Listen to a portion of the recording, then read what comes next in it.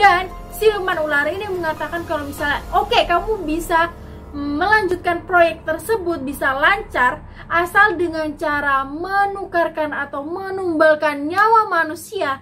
Dan ini nggak main-main. Nyawa manusia yang ia inginkan itu adalah nyawa manusia pengantin baru, yakni dari pihak pria ataupun pihak wanita, yakni dengan cara ditumbalkan kepada siluman ular tersebut. Halo everyone, welcome back to my YouTube channel. Kembali lagi tentunya sama aku Agnes yang akan mengajak kalian nih untuk ngebahas kisah-kisah horor, misterius, kriminal, dan juga penuh dengan teori konspirasi.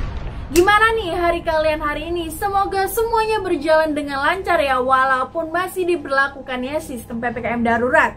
Nah, kalau misalnya nih kalian dengar kata proyek, yakni proyek yang sedang dikerjakan oleh beberapa pihak untuk membangun seperti sebuah jalan, gedung, atau bahkan jembatan nih. Namun ternyata di balik kelancaran ataupun kesuksesan proyek tersebut, beberapa pihak ini meminta bantuan dengan para makhluk halus, di mana mereka membuat sebuah perjanjian dengan para makhluk halus dengan cara menukarkan atau menumbalkan nyawa manusia. Jadi nggak bisa tuh nyawa atau tumbalnya ini ditukarkan dengan para hewan. Jadi emang pure bener-bener tumbal manusia. And yap, di video aku hari ini aku akan menceritakan mengenai beberapa orang atau mengenai beberapa kuli bangunan yang menjadi tumbal proyek yang ada di dunia. Seperti biasa nih, sebelum aku lanjut, aku ingetin ke kalian untuk klik tombol like, komen, dan juga subscribe serta share ke teman-teman kalian. Agar apa? Agar aku bisa terus semangat upload videonya tiap hari.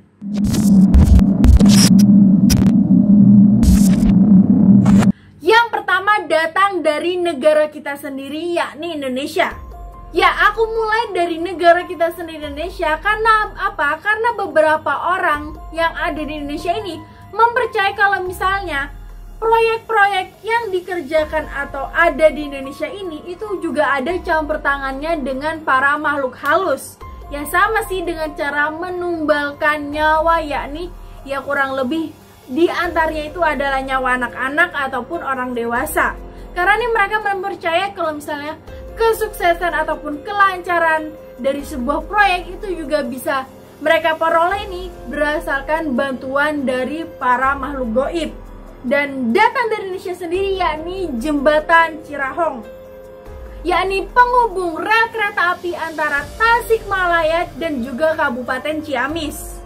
Nah, jembatan ini dibangun pada tahun 1893 oleh salah satu perusahaan milik Hindia Belanda. Nah, jembatan ini nih memiliki arsitektur yang cukup unik dan menjadi salah satu pusat perhatian masyarakat Indonesia khususnya.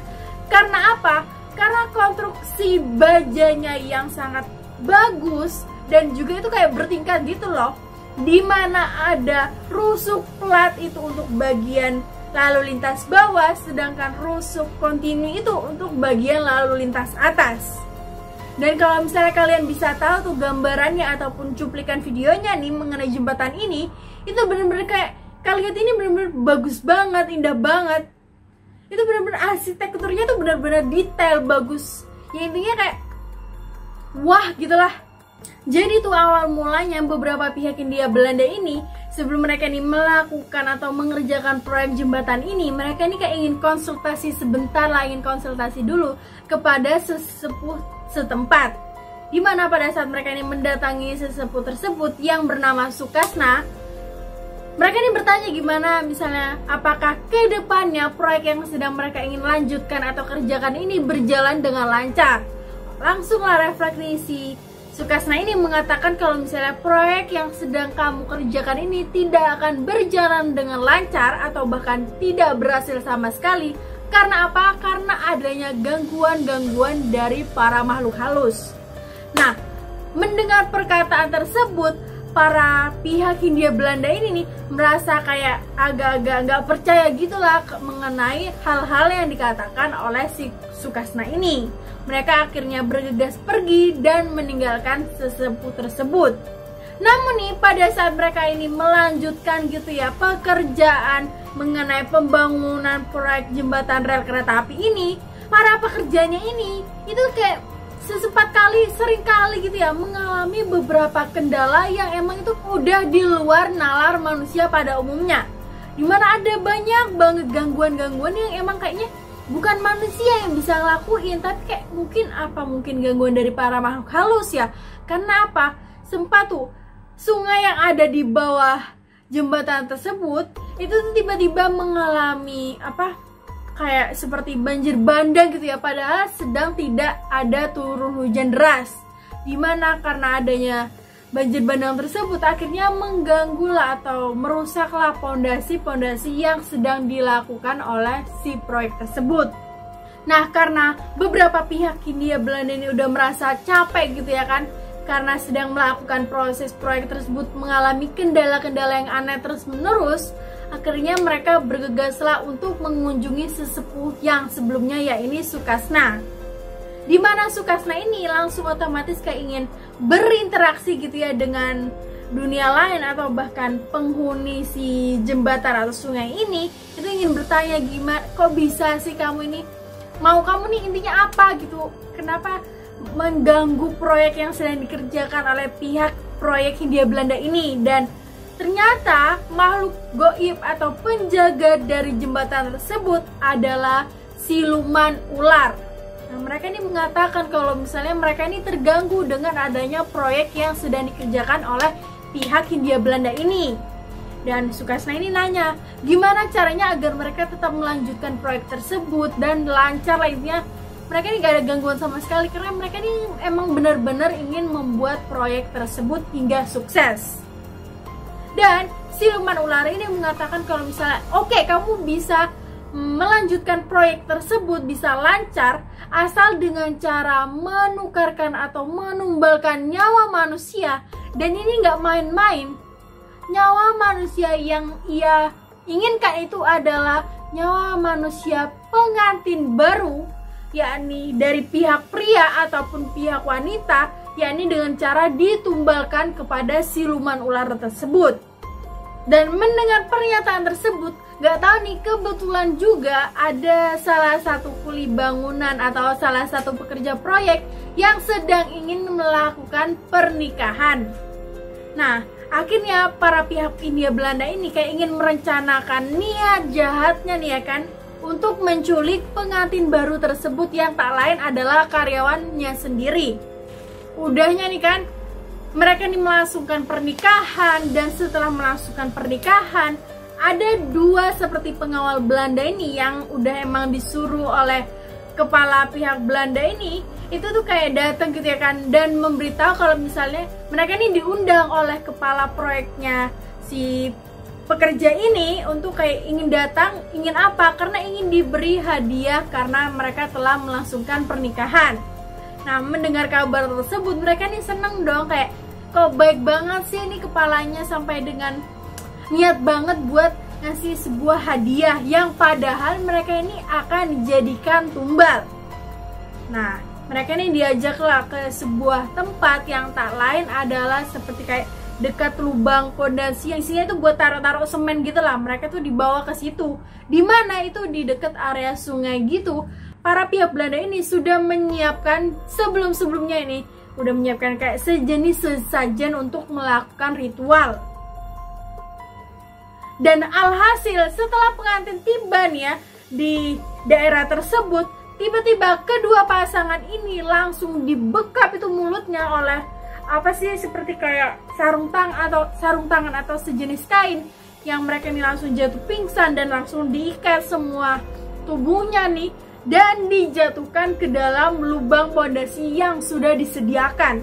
Mirisnya nih, pada saat melakukan tindakan tersebut tidak ada satu karyawan pun yang tahu tuh mengenai kejadian tersebut. Alhasil pihak Hindia Belanda ini itu kayak nyuruh para karyawannya, para pekerja ini untuk lembur dulu untuk melakukan pengecoran ya kan, di lubang ini untuk menutupi para pengantin ini kan niatnya kan, dengan alasan ya karena mumpung gak ada nih sungainya nih sedang tidak banjir, mereka ini disuruh buru-buru lah melakukan pekerjaan yang belum segera diselesaikan. Nah langsung lah itu ya, semen-semen yang dari atas itu pelan-pelan jatuh ke dalam lubang pondasi yang sudah ada. Alhasil nih, kedua pasangan tersebut akhirnya mati mengenaskan di dalam lubang pondasi yang udah kayaknya tuh udah tercampur sama adonan-adonan semen dan juga bebatuan yang mungkin jasadnya tuh mereka nih udah membeku gitu ya kan.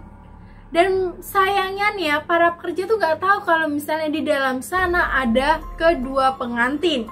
Dan setelah kejadian tersebut, menurut salah satu paranormal mempercayai bahwasannya sukma dari si pengantin ini nih itu masih melekat hingga saat ini di daerah jembatan itu dan masih terperangkap di dunia lain bersamaan dengan dua siluman ular. Nah itu tadi mengenai kisah awal mulanya jembatan rel penghubung kereta api Cirahong. Nah menurut kalian nih, apakah kisah tersebut termasuk kisah fakta kah atau hanya mitos belaka yang emang dibuat-buat atau mungkin cerita rakyat?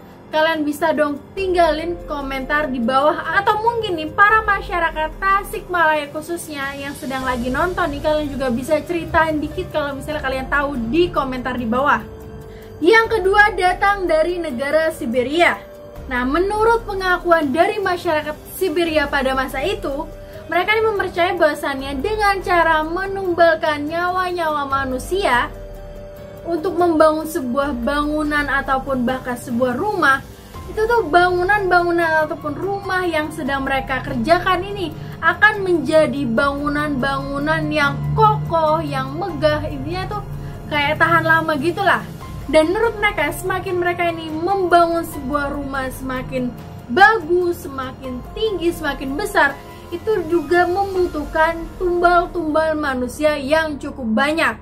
Jadi nggak bisa tuh hanya menumbalkan manusia satu nyawa aja, nggak bisa. Dan ada pun nih salah satu kasus tumbal proyek yakni lalu lintas kereta api yakni Trans Siberia pada tahun 1891 hingga tahun 1916. Pada fondasi konstruksi jalur perkeretaapian Siberia pada saat itu ditemukannya banyak sekali kerangka-kerangka mayat manusia, yakni dari umurnya masih bayi lah, anak-anak, bahkan hingga orang dewasa.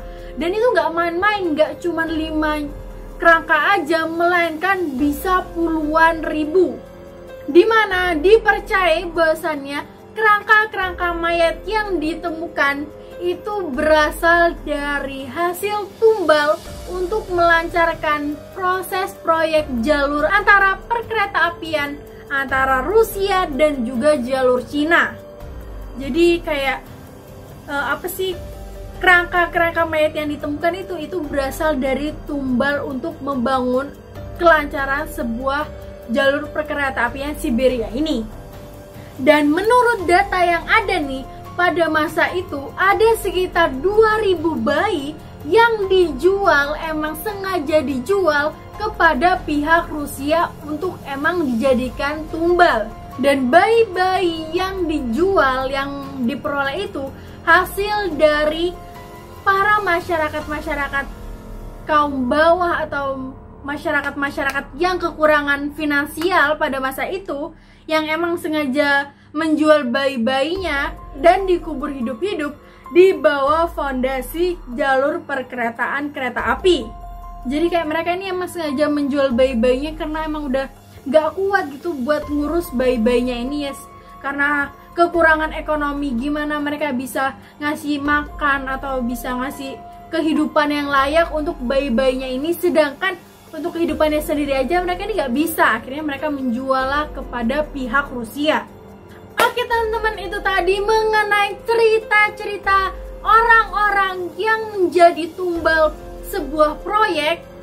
Nah, menurut kalian nih, dari kedua versi tadi ya kan, Kalian mempercayai gak sih bahwasannya emang adanya benar kalau misalnya proyek-proyek yang sedang dikerjakan atau sudah dibangun nih, kelancaran ataupun kesuksesannya itu adanya campur tangan para makhluk halus? Atau mungkin kayak kalian nih ada yang kayak ngerasanya kalau misalnya itu hanyalah mitos belaka atau mungkin hanyalah cerita rakyat zaman dulu biasalah yang emang saat ini tuh masih melekat gitu bagi masyarakat sekitar. Nah, kalian juga bisa dong ceritain ke aku, misalnya nih di kota kalian sendiri terdapat juga cerita-cerita kisah mistis mengenai jembatan-jembatan yang gak cuma jembatan atau mungkin jalan-jalan lah atau mungkin gedung-gedung yang terkenal mistis atau mungkin terkenal sebagai tempat tumbal proyek. Kalian semua bisa dong ceritain di komentar di bawah. Dan juga bisa ngasih tahu ke aku nih, kalau misalnya kalian tertarik dengan video aku hari ini, kalian mau gak sih kalau misalnya aku lanjutin dengan versi part keduanya dan lebih banyak cerita ataupun versinya lagi? Kalian juga bisa tinggalin komentar di bawah.